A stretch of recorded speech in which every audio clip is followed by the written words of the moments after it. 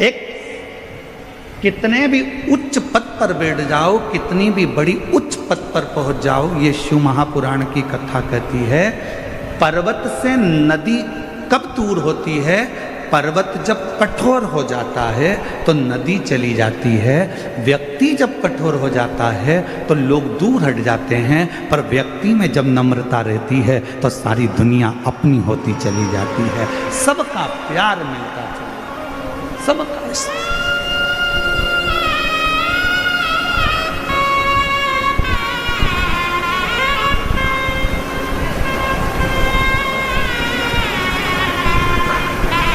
और हम भोले बाबा जी से यही प्रार्थना करते हैं, माननीय वीके पाटिल जी से, कि शिव जी की कृपा आप पर ऐसी ही बनी रहे और आपका नम्रता ऐसी ही बनी रहे। शिव जी की ऐसी करो, ऐसी नम्रता जीव को करीब लाती,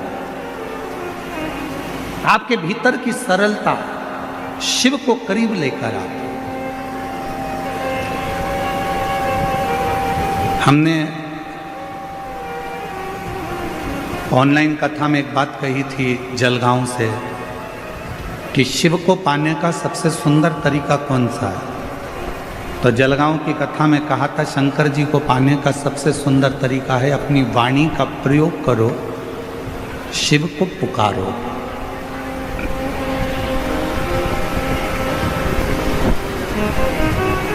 भगवान देवादिदेव महादेव को पाने का सबसे सुंदर तरीका है भगवान का भजन करो। शिव जी को पाने का सबसे सुंदर तरीका है एक लोटा जल, सारी समस्या का हल, शिव को प्राप्त।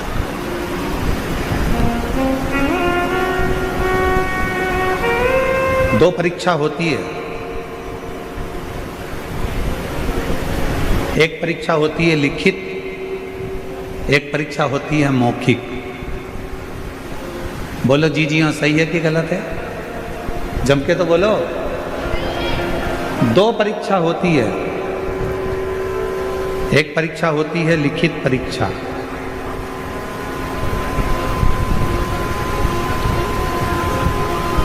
और दूसरी परीक्षा होती है मौखिक परीक्षा। लिखित परीक्षा में लिखना पड़ता है और मौखिक परीक्षा में बोलना पड़ता है।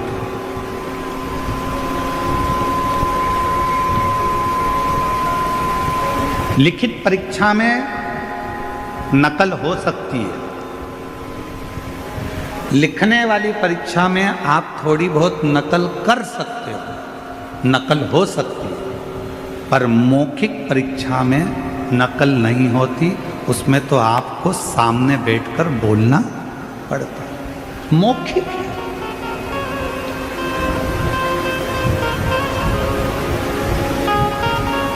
लिखित परीक्षा के नंबर थोड़े बहुत कट सकते हैं, पर मौखिक परीक्षा जो लेने के लिए बैठा है वो आपके बोलने के तरीके को देखकर नंबर बढ़ा भी देता है और नंबर चढ़ा भी देता है और तुम्हें पास करा भी देता है। मौखिक परीक्षा। लिखित परीक्षा में नकल हो सकती है, लिखित परीक्षा में आपके नंबर कम हो सकते हैं, पर मौखिक परीक्षा में आपके नंबर बढ़ सकते हैं, टीचर आपके नंबर बढ़ा सकता है। वो मौखिक परीक्षा, मौखिक। उसी तरह शिव महापुराण की कथा कहती है कि मेरे देवादिदेव महादेव को यदि प्राप्त करना है तो मौखिक परीक्षा दो। मौखिक परीक्षा मतलब सवेरे से लेकर शाम के बीच में जितनी बार बन जाए अपने मुख से श्री शिवाय नमस्तुभ्यं, श्री शिवाय नमस्तुभ्यं, श्री शिवाय नमस्तुभ्यं, श्री शिवाय नमस्तुभ्यं। ये मौखिक परीक्षा है। आप जितना पुकारोगे, गज ने पुकारा, भगवान गरुण चढ़कर आ गए उस हाथी की पुकार सुनकर, उस गज की पुकार सुनकर। ग्राह का शीश काट दिया, हाथी का पांव छुड़ा दिया।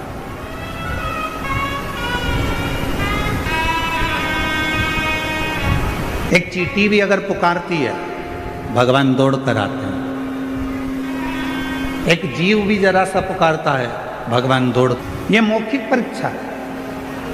आप जितने प्रेम से परमात्मा को पुकारोगे, आप जितने प्रेम से भगवान को बुलाओगे, मेरा परमात्मा उतने प्रेम से दौड़ कर आता है। जब आप और हम शिव महापुराण की कथा को सुनते हैं, भगवान शंकर की कथा को श्रवण करते हैं और कथा सुनने के बीच में बैठकर श्री शिवाय नमस्तुभ्यम जब आंख बंद कर कर, नेत्र बंद कर कर, हाथ जोड़कर जब हम शिव का मंत्र उच्चारण करते हैं और बाद में जब अपने दिल की बात कहते हैं, तो मेरा शंकर भगवान वो 3 महीने में पूर्ण कर ही देता है। ये पुकार है। जब आप और हम दिल से जब उसको पुकारें, उसको बुलाएं और उसको अपने दिल का हाल सुनाएं, अपने मन से कुछ उसको कहकर सुनाएं, तो वो सुनता है।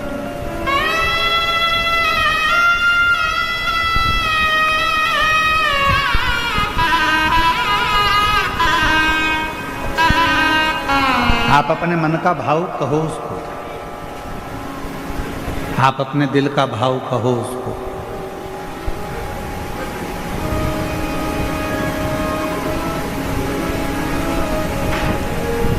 केवल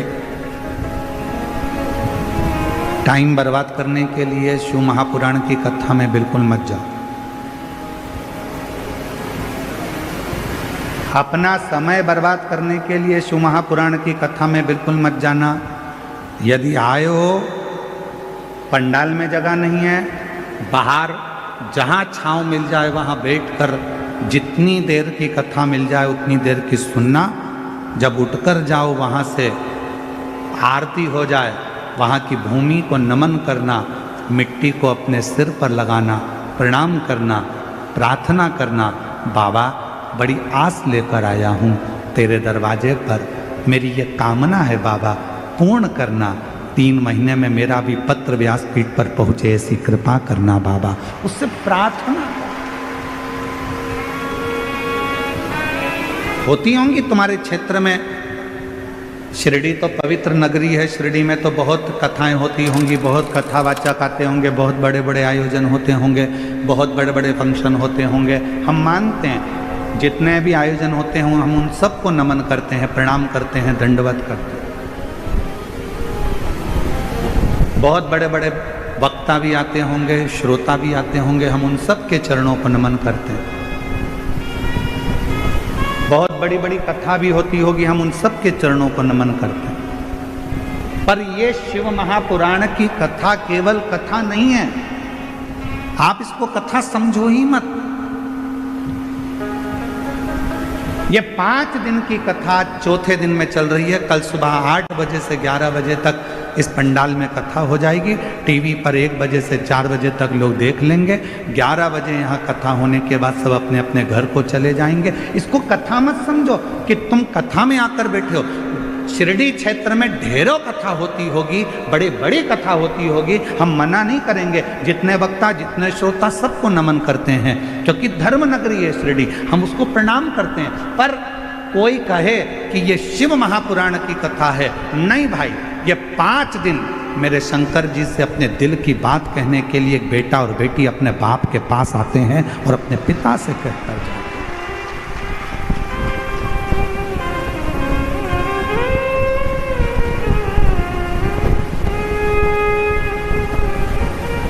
पहले मोबाइल नहीं होते थे, फोन नहीं होते थे, एसटीडी बूथ होते थे। बोलो सही है कि गलत है? अरे जम के तो बोलो। ना फोन होते थे, ना मोबाइल होते थे, एसटीडी बूथ होते थे। लोगों को बात करना रहती थी तो अपना टाइम निकालकर एसटीडी बूथ पर जाते थे, नंबर डायल करते थे और फोन पे बात करते थे। अपने दिल का हाल उस एसटीडी बूथ के कक्ष में एक कमरा होता था, छोटा सा डब्बा होता था एसटीडी का, उसके अंदर दरवाजा बंद कर कर आप अपने दिल की बात कहते थे। पसीना टपकता रहता था। वो एसटीडी बूथ में एसी नहीं लगा होता था, पसीना टपकता था, दरवाजा बंद था। कोई अपनी बात ना सुन ले, एसटीडी बूथ का दरवाजा बंद कर कर हम बात करते थे। 5 मिनट, 10 मिनट और ज़्यादा बात करना हो तो 20 मिनट, 1 घंटा हम अपने दिल की बात उस एसटीडी बूथ के अंदर बैठ कर करते थे। उसी तरह जैसे पहले फोन नहीं होते थे, पहले मोबाइल नहीं होते थे, तो लोग एसटीडी बूथ में जाकर बात करते थे अपने दिल की, जिससे करना होती थी। उसी तरह आज भी ये शिव महापुराण का जो पंडाल है ये एसटीडी बूथ है, और आप अपने अपने घर से आकर परमात्मा से बात करते हो। यहां बैठकर आप शिव से बात कर रहे हो, यहां बैठकर आप शंकर जी से बात कर रहे हो, यहां बैठकर आप अपने दिल का हाल अपने देव अधिदेव महादेव को श्रवण करा रहे हो।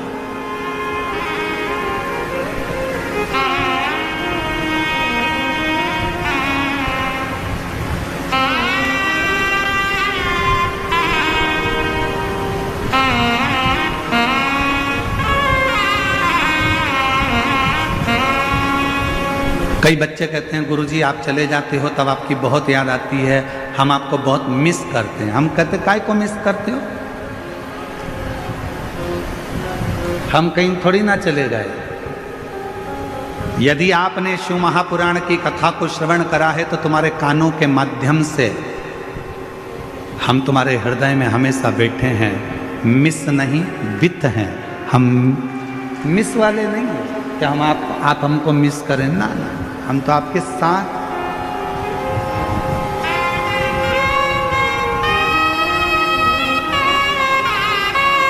और मैंने तेरे ही भरोसे बाबा, तेरे ही भरोसे हवा बिच उड़ती जावांगी बाबा, डोर तो छड़ीना में कटी जावांगी।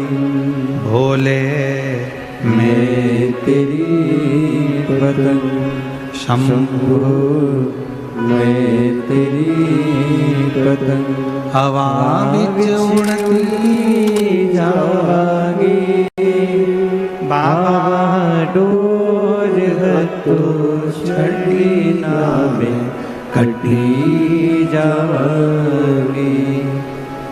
आप शिव से बात करने के लिए, यहां केवल कथा सुनने के लिए नहीं आए।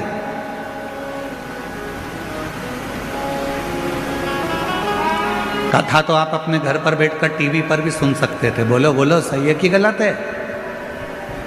घर पर बैठते टीवी पर कथा सुन लेते, पर लाखों की संख्या में आप लोग आए हो। ये पंडाल इतने बड़े बड़े, अगर इन पंडालों को सीधा सीधा लगा दिया जाए तो लगभग 4 किलोमीटर से 5 किलोमीटर दूर तक के पंडाल हैं ये, जिसमें आप बैठे हो। अब इन पंडाल के बाहर भी लोग बैठे हुए हैं, पीछे भी लोग बैठे हुए हैं, दाएं बाएं जहां गुना भी लेते हैं। खुशी में केवल आप और हम गाने सुनते हैं, और जब दुख आता है तो गाने सुनते हैं, पर गाने के जितने बोल होते हैं उन बोल को अपने ऊपर हम महसूस करते हैं। दुख आया, तकलीफ आई, कष्ट आया, तो गाने के जो बोल हैं उसको हम अपने ऊपर महसूस कर रहे हैं। कहीं चोट लग गई दिल में, हृदय में किसी ने धोखा दे दिया और गाने सुन रहे, दिल के अरमा आंसुओं में बह गए, तो अपने ऊपर महसूस कर रहे हैं मेरी पूरी जिंदगी बर्बाद कर दी मैंने, कितना अच्छा, कितना साथ दिया था और मेरा पूरा जीवन। उस गाने के बोल को हम अपने ऊपर महसूस कर रहे हैं।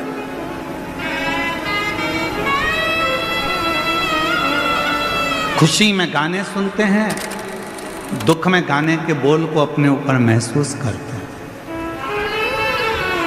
शिव महापुराण की कथा कहती है 3 घंटे की कथा में आप 2-2.5 घंटे कथा सुनते हो। 2-2.5 घंटे की कथा में आप जब 5 मिनट श्री शिवाय नमस्तुभ्यम कहने का आए, भोला मेरा सब दुख काटो, ये बोलने का आए, उस समय पर शंकर को अपने पास में महसूस करना प्रारंभ करो कि मैं शिव मेरे पास में बैठे हैं और मैं शंकर को अपने हृदय का भाव कर रहा हूं।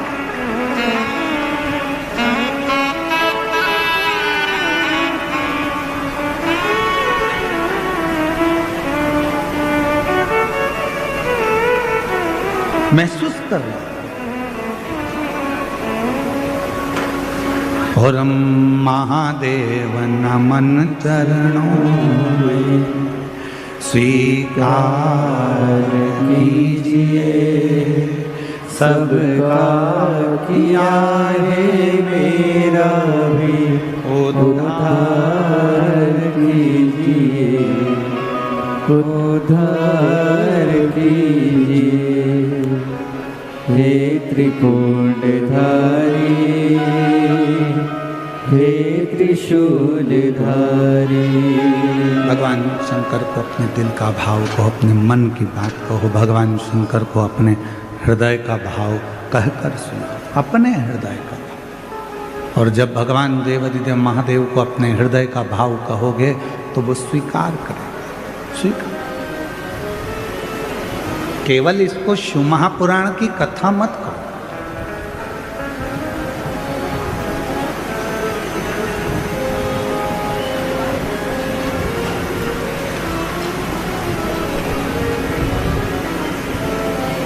उसकी प्राप्ति का केंद्र बिंदु है ये शंकर की कथा।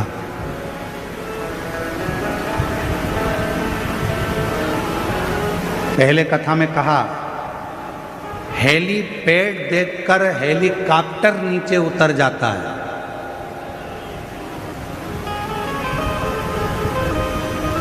हेलीपैड देखकर हेलीकॉप्टर नीचे उतर जाता है और शिव महापुराण कथा का पंडाल देखकर मेरा देव अधिदेव महादेव नीचे उतर जाता है। मेरा शिव आता है।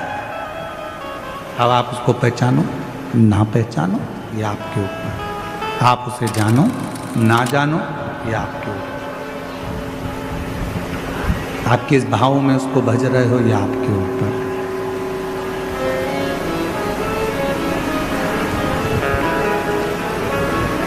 शिव कथा कह रही है।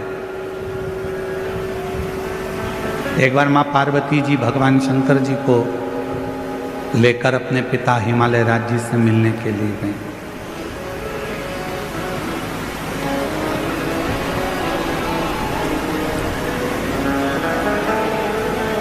और माता पार्वती जी भगवान शिव को लेकर जब अपने पिता हिमालय राज जी से मिलने के लिए गई तो हिमालय राज कहीं गए हुए थे।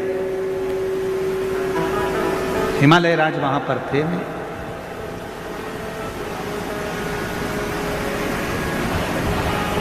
पार्वती जी अपनी मां मीनावती के पास पहुंची और मां मीनावती की गोद में सिर रखकर मां पार्वती जी लेट गई।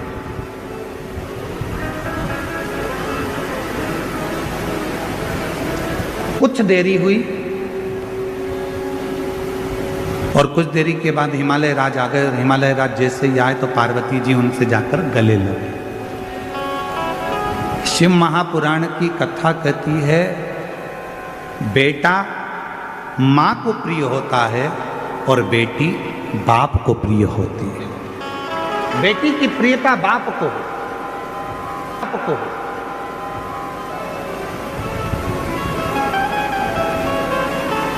बेटे की प्रियता मां को हो।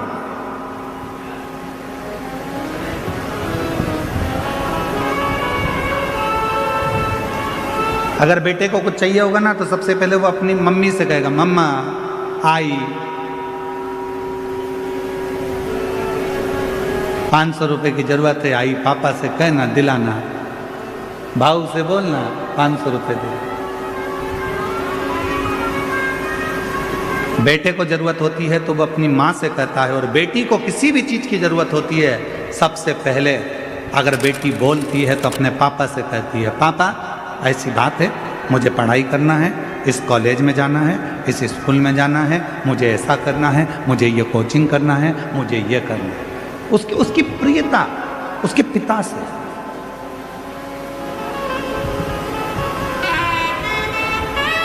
दुनिया के लोग कहते हैं कि बेटी की विदाई में सबसे ज्यादा माँ रोती है, पर शिव महापुराण की कथा कहती है कि बेटी की विदाई में सबसे ज्यादा रोता है तो उसका बाप रोता है, उसका पिता।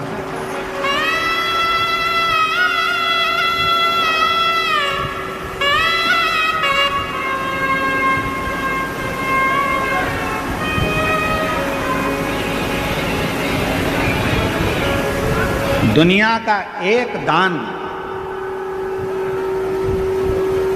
सबसे विचित्र दान है और वो है कन्यादान। दुनिया का एक दान सबसे विचित्र दान है और वो है कन्यादान। एक बाप अपने दिल की, अपने घर की सारी खुशियां दूसरे के हाथ में दान दे देता है, अपनी बेटी का दान कर देता है।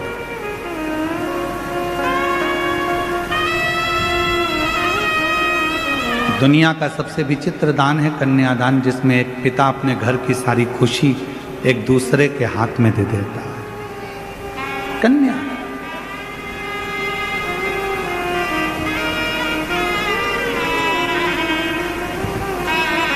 दान देने वाले ने तो दे दिया, पर दान लेने वाले ने उसको समझा कि नहीं समझा ये पता नहीं।